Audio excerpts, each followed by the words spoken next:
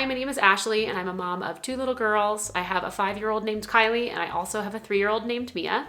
For today's video, I'm going to be answering a question that I received from a parent who is wondering about extracurricular activities for young children. Here's what her message said. Hi Ashley, I have 2 daughters, a 2.5-year-old and a 3-month-old. Friends and family have toddlers around the same age as my oldest daughter. They have begun enrolling their toddlers in extracurriculars such as dance, music lessons, soccer, etc. We are debating about enrolling my daughter in one of these. However, I feel it goes against Montessori principles, since a lot of these activities often involve one adult teacher directing all the children to do a certain activity rather than it being child-led. It also takes time away from independent and unstructured play, which, however, I know with certain activities like dance and playing instruments, the child most often has to start the activity young in order for them to become well-skilled and talented. What are your thoughts about enrolling in extracurriculars in the toddler and preschool years? From Liz in New Hampshire. So this parent's question is actually regarding a topic that I don't think I have ever really talked about on this YouTube channel over the last couple of years. Maybe in passing, but at least not in detail. And I was really excited to find this question because it's actually something that I feel really strongly about. And I'm excited to share my thoughts with you around this. So from one busy parent to another, today I would like to talk a little bit about extracurricular activities in the early years in a Montessori home.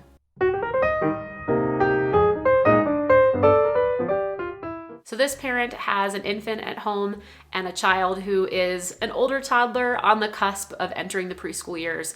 And she's starting to feel a lot of the pressure of potentially enrolling her older child in some extracurricular activities because she's seeing a lot of the people around her who have a child of the same age do the same thing. And I distinctly remember feeling that pressure too when my oldest child was around that age, maybe even a little earlier, maybe around the 2-year-old mark.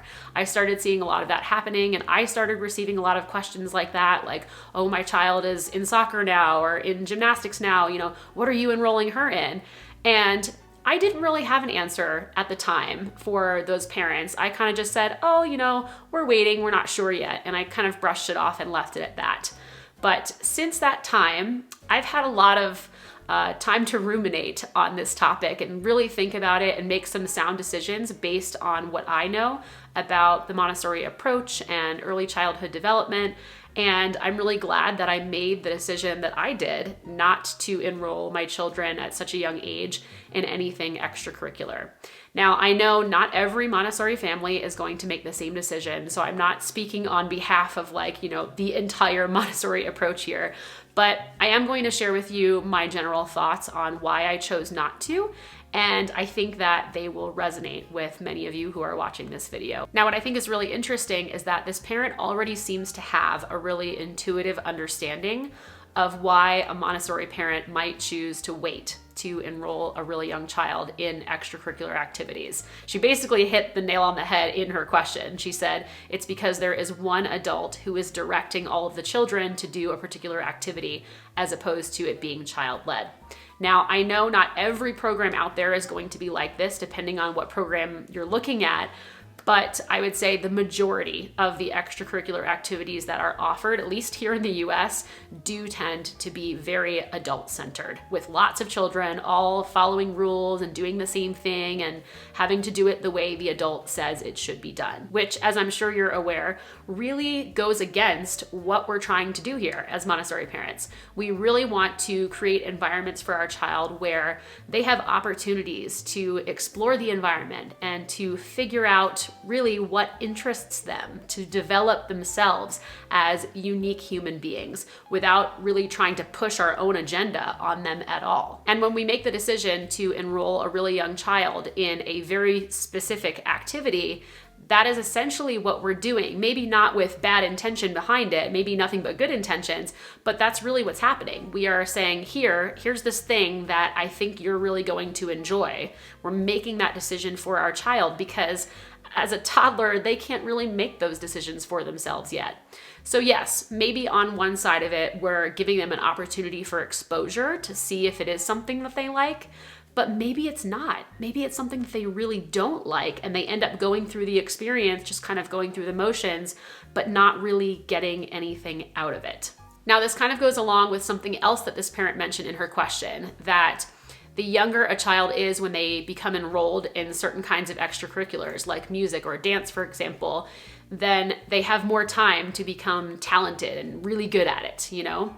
And while there may be some truth to this, I honestly cannot speak from experience here. I don't really know, but I feel like that's the general consensus, is that the earlier that they start, the more experience they have, the better they can get. And I totally understand where parents are coming from in this thinking. I defer back to, again, the fact that we are making a decision for a very young child because they're not old enough yet to make that decision for themselves. We are deciding, okay, I would really like for my child to become really proficient at piano, just using that as an example. Before they're able to say, hey, wait a second, I don't know that I'm really interested in that. They're just going along with it because we're their parent and they don't know any better yet. And so we're making that decision and we're enrolling them. And while yes, they may go through it and find the same love and joy that you did as a child, they also might not. That possibility does exist. Like, they might go through the motions and then eventually decide it's not really for them and they don't like it. Or I know there have definitely been situations where parents push their children to stay in it, even though the child was clearly expressing that they were not enjoying themselves anymore.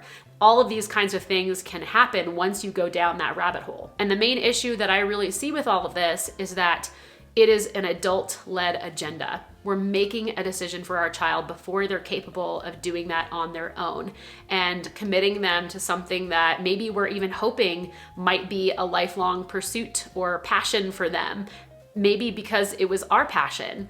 And we have to remember that we're not trying to create little mini versions of ourselves. Just because we really enjoyed something when we were children and found a lot of happiness in that pursuit does not mean that our child is going to find the same level of enjoyment. They might do it to please you when they're younger, but eventually at some point they might decide it's not really for them. And for some children, they're going to be strong enough self-advocates to be able to say, hey, I'm not into this anymore, I quit. But then there are some children who might just continue to want to please their parents, and they're still going through the motions and still putting themselves through, the pain and not fun aspects of it just to make their parents smile at the end of the day or to make them feel proud, And I don't necessarily think that that is the healthiest thing for a child. We want our child to pursue things that they find enjoyable and fulfilling, that they want to do, that they have chosen on their own. So now I'm thinking that you're probably wondering, okay, well, at what age is it a good time for me to start having these kinds of conversations with my child? How long do I wait? And I would say, as a general rule of thumb, the closer you can wait until your child enters the second plane of development, which is 6 years old, the closer you can wait until that time, the better off, the more productive these conversations are going to be. Now, I'm not saying wait until your child turns 6, and then from there, because every child is on a different timetable. They all develop uniquely. So some children might be ready a little earlier, the later preschool years. Other children might need some more time before they're really ready to participate in those kinds of conversations with you. But generally speaking, in the second plane of development, children are much more logical thinkers. They can really reason about things. They can weigh the pros and cons of, whether or not something might actually interest them or not. And like I said, be a more active participant as opposed to you just making decisions for them top down. Now, something else that also really needs to be considered, and honestly, this is something that I feel is just as important, if not more, than the fact that extracurriculars tend to be adult-led, is that any time spent in an extracurricular activity is time spent away from independent, unstructured play. And this parent mentioned this in her question. Again, she basically already had her own answer right there contained in her own question. So kudos to that parent. But yeah, this is a really important part of early childhood development. Just time to be the masters of their own environment, to explore, to find out what makes them excited and joyful and what they find interesting and what they want to learn more about without an adult constantly hanging over their shoulder, barking orders and saying, you need to do this and these are the rules, They need to have that time away to just be. and they need a lot of it. I think more than most parents actually realize, because not only is this time for them to just, kind of be free and explore, but it's also time that they're using to explore their own social emotional intelligence, getting into those role-playing games, figuring out how to engage with their peers, how to navigate conflict with siblings or friends. It's time for them to get up and move their bodies around and get that exercise that they really need to help their developing bodies grow healthy and strong. And so if we're taking away that time and then putting them in an extracurricular activity, who's to say what kind of effects that's actually going to have in the long run, especially if it's an extracurricular activity that has a very heavy time commitment. Okay, so I'm actually editing this video right now, and I realized that when I was filming earlier today, I forgot to mention something really important that I had wanted to mention, and it is related to what I just talked about in the video. So a question that often pops up around this discussion is something along the lines of, well, doesn't my child gain these same kinds of benefits when they're involved in an organized team sport? Aren't they learning how to play with other children? Aren't they learning how to navigate social conflict? Aren't they getting a ton of exercise being out there on the court or on the field or running around like crazy? And the answer is yes and no. They are getting some of those things, but what the research says, and honestly, what I think really makes a lot of sense if you really take a moment to think about it, is that child-led unstructured play naturally tends to offer a much wider range of social emotional learning and more varied forms of gross motor movement, which ultimately then leads to greater health benefits, especially when compared to the kind that they're getting in adult organized sports or other adult-led extracurricular activities. I do think this is a really intriguing area of research in the field of early childhood development. If you're interested in learning more about this from the experts, since this is not my particular area of expertise, I would recommend two books that are fantastic. One is called Free to Learn by Peter Gray, and the other is called Balanced and Barefoot by Angela Hanscom, and I will put links to both of those resources in the description box down below. And now back to the video. Now, alongside all of this, we also have to remember that in Montessori homes, one of our primary goals is to slow down to our child's pace so that we can actually follow our child. We can actually spend some time observing them to see what skills they're working on, to see what they're actually interested in, to give them that time for unstructured independent play.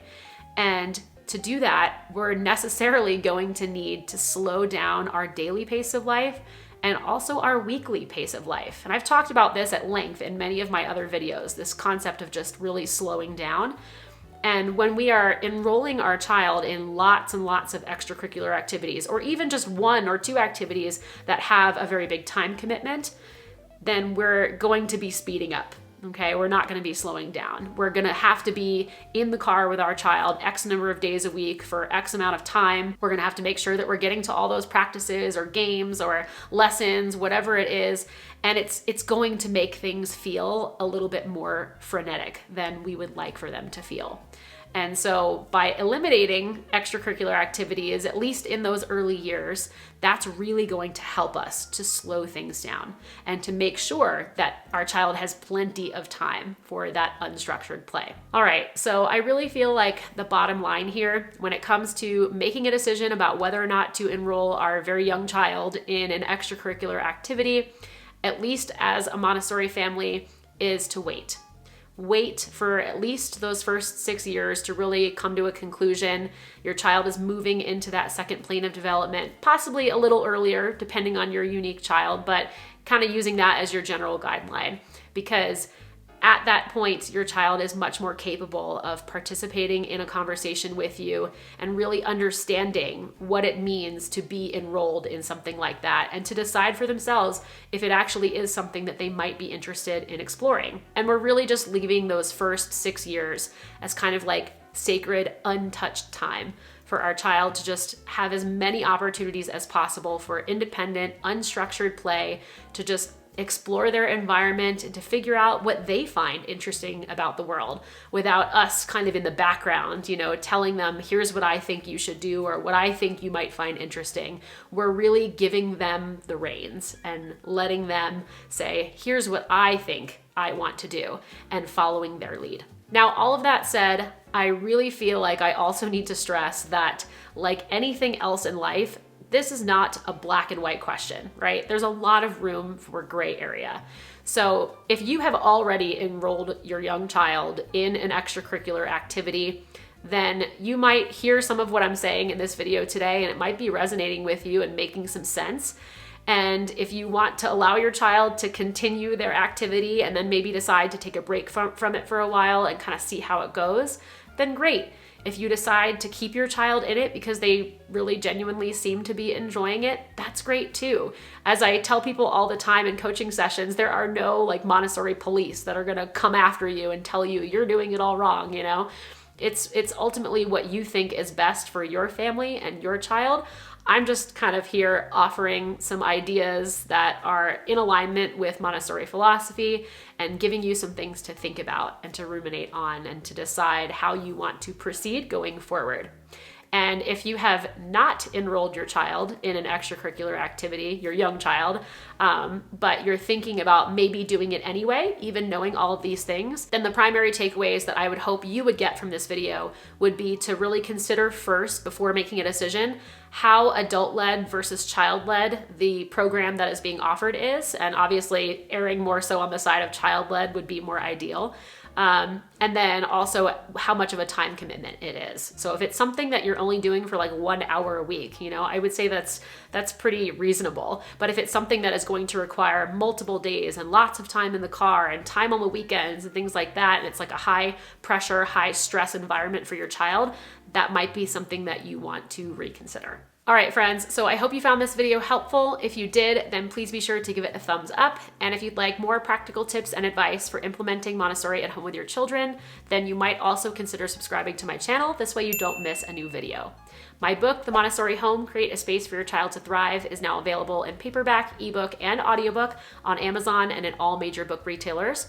I also have several e-courses, an online community just for Montessori parents where I do live group coaching sessions once a month. And for anyone who is looking for more individualized support, I also offer private coaching sessions. So links to all of those resources are in the description box down below. Thanks so much for watching, and I will see you next time. Bye.